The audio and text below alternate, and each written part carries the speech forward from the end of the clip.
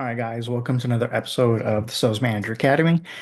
Today, I want to do something a little bit different. I want to talk about the interview process, the hiring process, because I've seen it in the past. I've You wouldn't know it, but I've actually changed the hiring process, the interviewing process for a billion-dollar company, and it was such a subtle change that it made the most amount of impact. It was super crazy.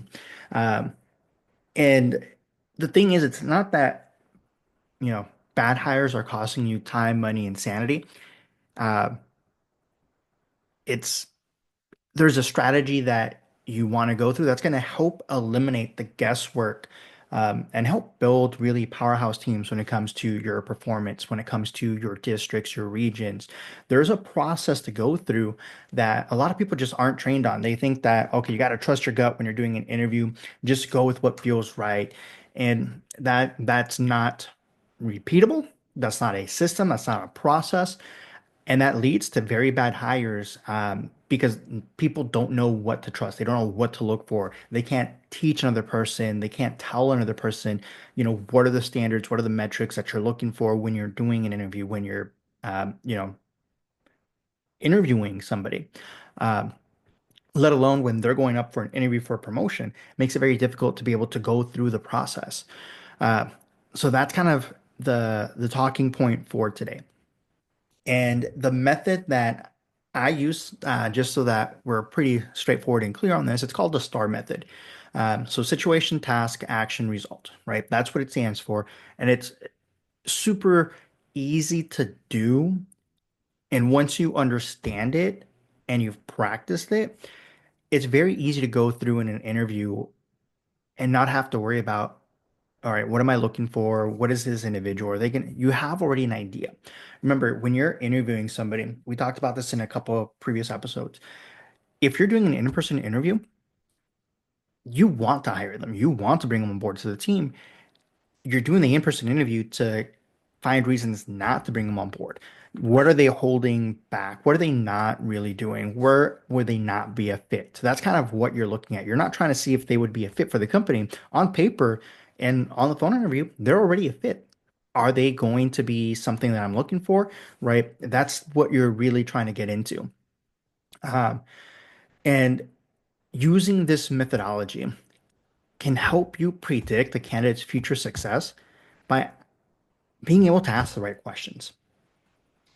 So let's get into it and let's talk about how we can build high performing teams before we even start the training and development. What are we looking for? Uh, Now, the START method, especially when it comes to wireless retail, it's not something I've seen a lot of managers go through. As far as training, it's not something that I've ever actually heard them, because I've sat in a lot of different interviews with a lot of different managers, regional directors, district managers, right up and down the chain. Uh, and they would ask a bunch of random questions, or they would go based off like this guide for personality tests that they would use. And the company at the time, that personality test was designed for more of a service industry. And a lot of the managers, especially if it was the first time around or the very first few times, uh, they didn't know how to be able to ask the questions in the right way. So they always got tangled up, confused, and it just confused the interviewee. So they would just try to make up their own questions on the spot.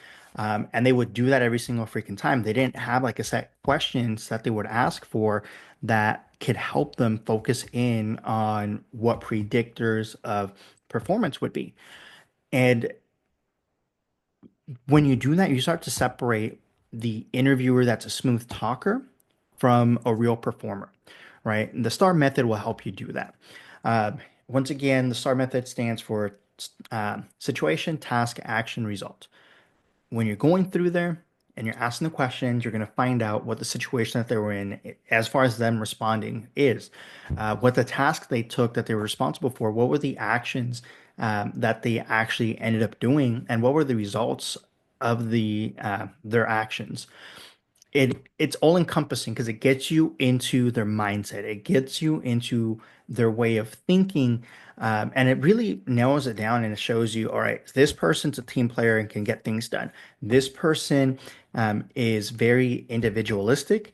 And I can see why they're marked as very aggressive on the sell side, but they're not a team player. So this person's going to cause more of an issue for me bringing them on board than the team player is going to cause, especially in this particular team that I already have. I don't want to ruin the team dynamics there.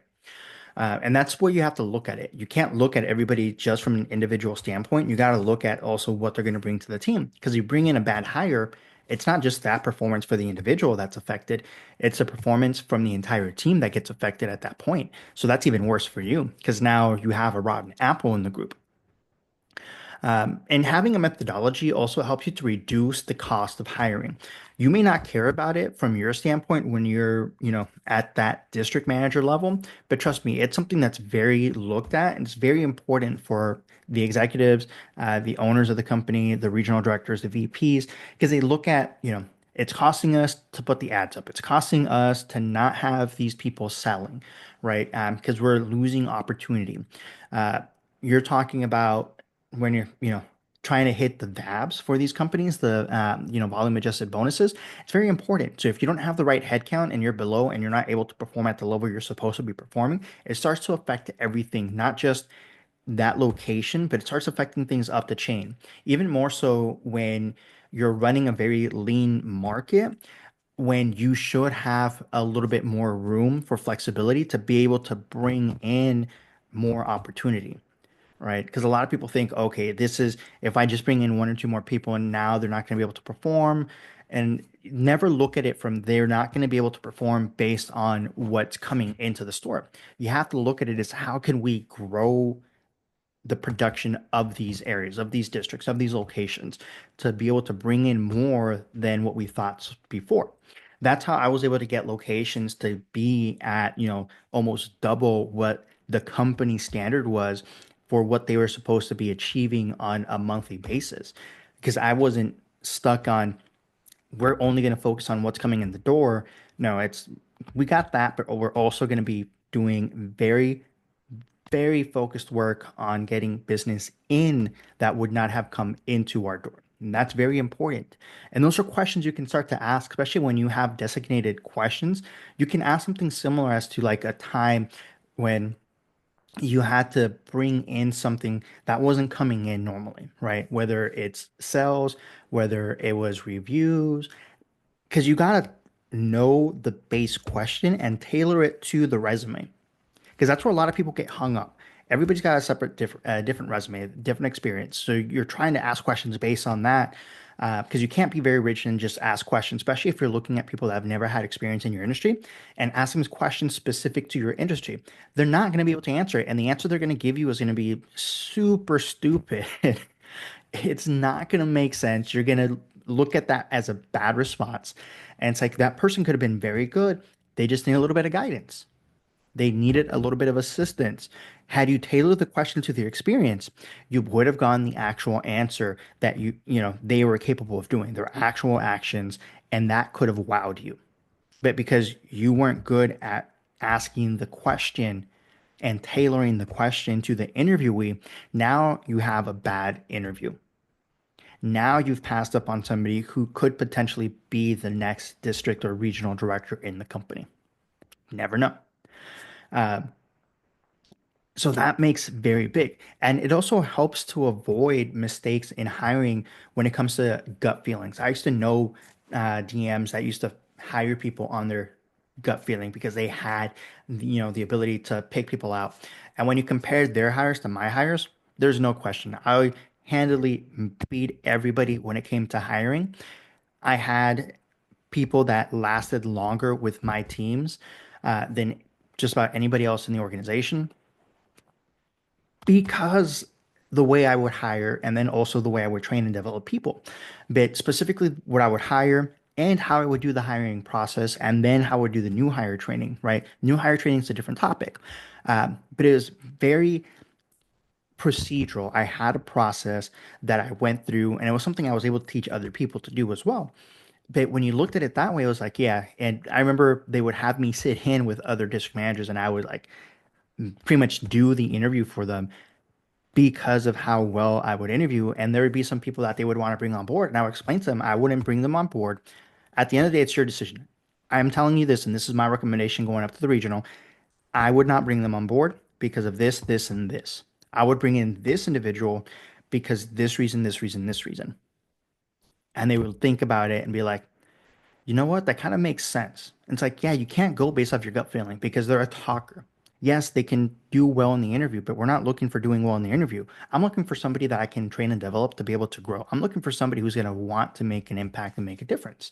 Yes, at the end of the day, we're all looking for a job that pays. Okay. I get that.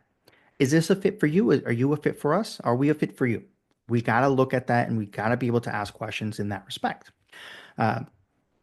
Because when you got a smooth talker, it they're going to exaggerate. So having a methodology of knowing what to look for, how to ask questions, what kind of responses you're looking for, it prevents you hiring people that are smooth talkers, people that would exaggerate what they would accomplish, right? And it gives you like actual metrics to go off of based off the conversation. Because obviously, in most of these cases, you're not going to have, their KPIs. They're not going to have printed dashboards of their previous performance. They're not going to have that to be able to showcase to you. So you got something else and you got their experience and you're honing in and listening to the way they talk because people give themselves away when they speak. And that's what you're looking for and what you're listening to. And then from there, when you're asking the questions, you're able to really focus in and tailor based off of what you're needing, right? Because you know what kind of teams you have. You should know what kind of teams you have, what kind of individuals you need to be able to ensure the team performs very well. Because at the end of the day, we want a leader, but we also need somebody that's going to follow, right? Because that's how the teams work. They'll step up when they need to step up. In the meantime, they're going ahead and taking care of what needs to get taken care of in the field.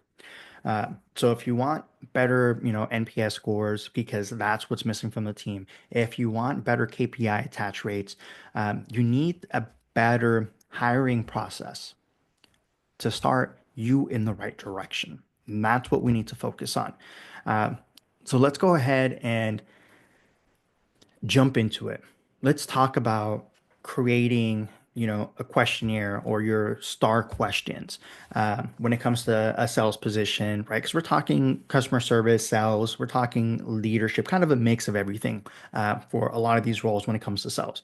Because sales is a leadership role, whether you're leading other people, you're supervising other people or not. You're stepping into a leadership role at one point or another in that respect. And some questions that you might have, it would be like, can this individual sell? Are they just really talking good game? Your star methodology, and I like take a look at the description, guys. I have a free guide for you that goes into more detail for you to have. It actually also includes a 25 questionnaire template, right? So 25 different questions you can ask when it comes to the star interview, and you can tailor it. My recommendation, and I'll talk about it in a little bit, is make sure you have 5 to 8 questions that you're going to be able to ask regardless, right? Have up to 10, but 5 to 8 is kind of like the sweet spot. And this is going to help you understand whether they're a good talker or if they're actually a really good seller. Because you're going to have questions like, tell me about a time where you had to hit an aggressive sales goal. And you might have, you know, somebody that breaks it down for you. They tell you the situation. It was this month. It was, fourth quarter, or it was right after a certain situation that happened with the company. My location wasn't set for the best. We were under construction, and our goals weren't adjusted. So I had a very aggressive goal to hit this month, even though we were shut down for 2 weeks. So that was the situation, right? Shut down for 2 weeks, and I had still hit my aggressive goal, even though we were out for 2 weeks. No adjustment to the goal. Okay. So what I was responsible for was making sure that I had hit these main KPIs, right? Gross ads. I had to hit good NPS score. I had to hit this other metric for attach rates. You're going that route. All right. So now you know the tasks. And these are the actions I took. So instead of waiting for customers to come in the store, what I did actually is I went through my previous customer logs, And I started reaching out to my previous customers, giving them a call, just letting them know that I was around, I was still here. If they had any questions, I'd be able to assist them. If they knew anybody else that needed help, to pass my information, let them know I was at this location for the next couple of weeks, being able to help out, and I'd be able to get them taken care of. Now you know the action that they took. What were the results? Because I went ahead, stepped up, and I didn't wait for customers to come in. I started getting aggressive and reaching out to previous customers to try to get something coming in. I ended up getting, 130% to goal, which is actually more than what I normally had done because I normally reach about 110, 115. So after that month, I really started focusing in on the callbacks, on my previous customer calls and my customer logs, and focusing in on that to bring in more customers and keep myself fresh, top of mind with them.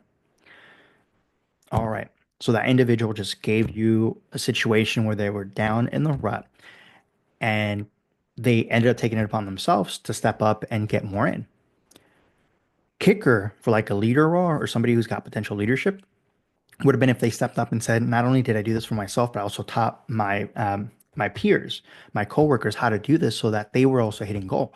Because I didn't want to be the only person that was hitting goal. I wanted to make sure that everybody had an opportunity to do it as well, because their customers weren't my customers. So they started doing it, and at the end of the month, because of that, we all hit over 100% to quota. Even though we were out for 2 weeks, we still managed to beat out our quota. So our store manager was ecstatic. Our district manager, we got accolades from the regional director. They told you that, and they also stepped up. So that's kind of like the extra icing on the cake where they stepped up and brought in more. So you're like, okay, this this person has potential for leadership for sure. Right off the bat, you're bringing them in. Okay. Now, a red flag would be they're not being consistent with the numbers. They're not telling you what they did. They're blaming external factors, right? Or they're being super vague about descriptions. They're like, yeah, our store was closed down for 2 weeks, which sucked because we couldn't really get much traffic in. Uh, and it was, I still had a very aggressive goal. I did everything I could, uh, you know, pitched every customer that came in. But because we were closed for 2 weeks, that was 2 weeks I wasn't getting any sales or customers coming in. But I was able to finish the month at 70, 80% the goal, right? So I did very well. I was the top of my store compared to everybody else, even though we were closed down for that long. It was aggressive. Yeah, stuff happens. I get it. That doesn't tell me that they were a good seller. That doesn't tell me that they were trying to get ahead of, what they could get ahead of. Now, obviously, it's a different thing if a company doesn't adjust goals for being closed down, right? I'm kind of sympathetic to that part on their end, so I can understand where they're coming from. But at the same time, like compare the two, it's like, yeah, that was an okay response. The other guy, though, I want that other person. They actually went above and beyond and show that nothing's going to stop them from achieving. And then they were also a team player by helping other people do this. Like, hands down, this is the person I want, right? Stop the interview. I'm going to hire this person on the spot. Don't do that. Do not do that. But that's kind of like what you're feeling. Okay. uh, you can ask other questions too, like not just sales. You can ask customer experiences, right? Bad, for instance, like a question could be a bad customer experience spreads like wildfire. Uh, this is the situation, right? Uh, why don't you ask them, hey, describe a time you turned an angry customer around? Made them from an angry customer to not necessarily a buying customer, but a happy customer, right? They're singing your praises before they left the store. You de-escalated something instead of just like, hey, being confrontational and telling to F off, right? It's like, okay, now you're starting to get into the groove of it. You have your set questions, especially if it's a location that, maybe lacks a couple of things, maybe doesn't struggles with their NPS scores, right? They get maybe a little bit more net or detractors than they do net promoters. You have different things to be able to focus on to ask. And you have to go in armed ahead of time, knowing, all right, this is the situation I have this location. I can move a couple people around because I need somebody who's veteran tenured here because they just don't have the time to be able to train somebody. But I have somebody over here that can. So that's what I can do. You start to game you to analyze and really plan out what you have, right? You're game planning everything, and you're not playing chess, right? I'm sorry, you're not playing checkers. You're playing chess, right? You're being smart, you're being strategic about what you're doing, and focusing in on what needs to get taken care of. Because you should know your market, you should know your district. Even in areas where it might be more rural, you have to have an understanding of what you're needing and what you're missing. Okay. Not just what you need, but also what you're missing in that team to make it really pop, right? Even in areas where you may say, I never get anybody that's a perfect match or that's a really good fit. I get maybes, right? Like okay fits, and then I get bad, there are no fits. Because if you guys know this, if you ever done any like professional, been responsible for like the personality quizzes or personality tests for companies, they typically have like a three tier, like they're a match, they're a so-so match, or they're a no match. Um, Sometimes they'll have like a fourth category and they'll do like a grid, right? And kind of show you like where they're at. But for the majority, for like these kind of roles, it's really fits, no fits, or so-so. And in your rural areas, you're going to have a lot of so-so and a lot of no fits for like a sales position.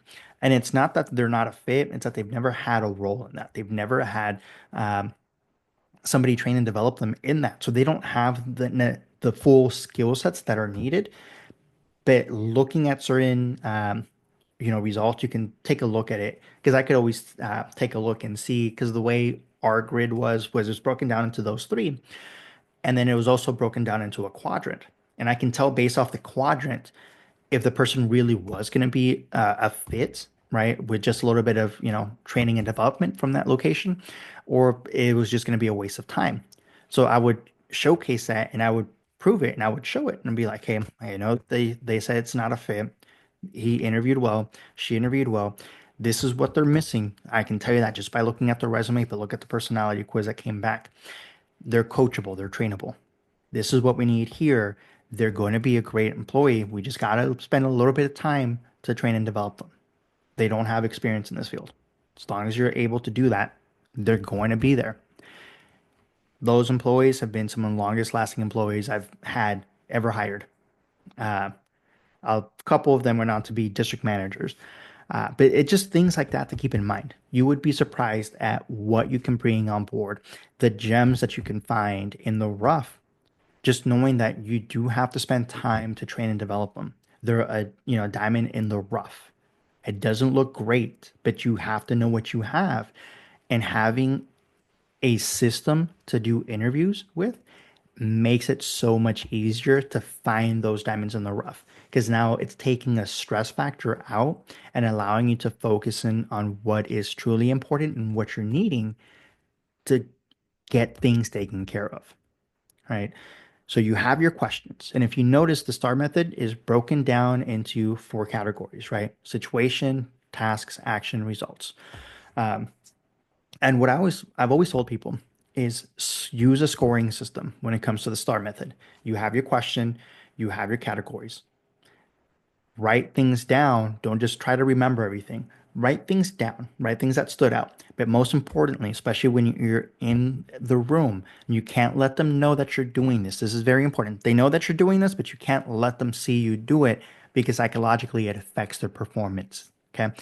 But you have to mark down whether they scored all of them, right? A point for each category in the question, right? So situation is 1 point, task is 1 point, action is 1 point, results 1 point. So you could do it under 4 points, okay?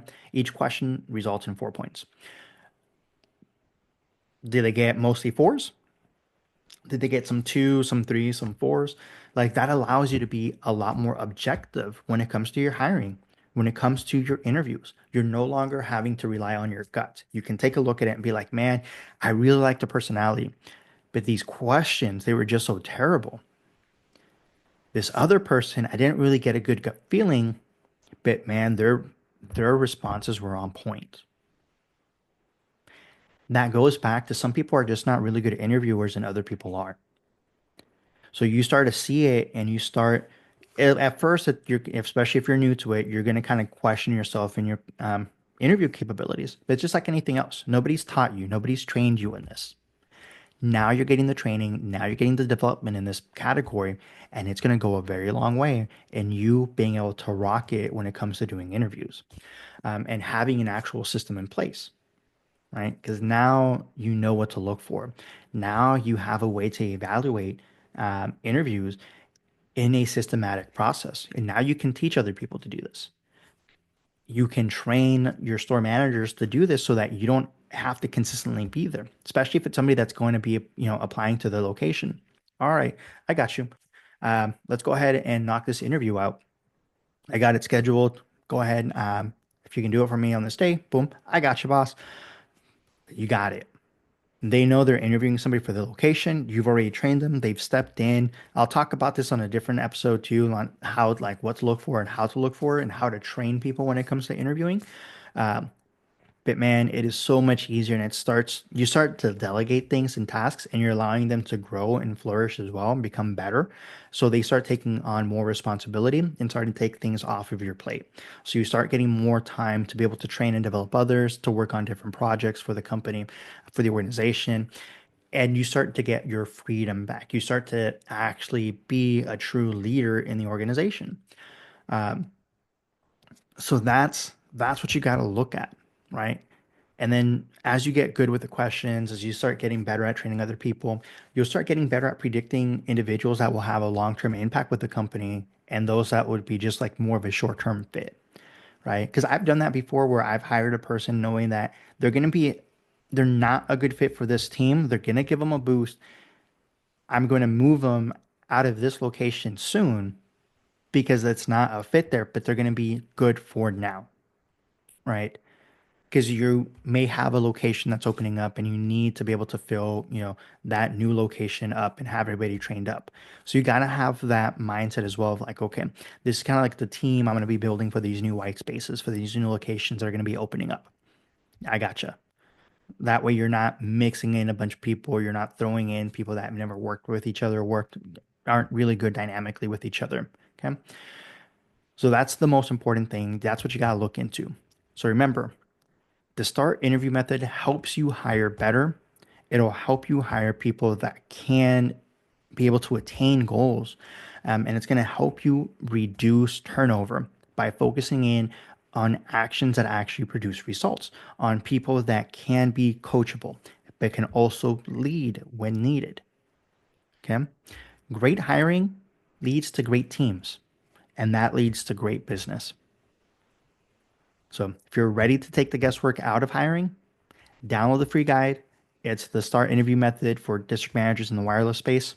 And start building your dream today, right? Start building that dream team yesterday if you could, but that dream that you have, being able to have amazing teams that don't need you involved in everything, have that start today. Grab the link in the description and let me know what you guys think, and I'll catch you on the next one.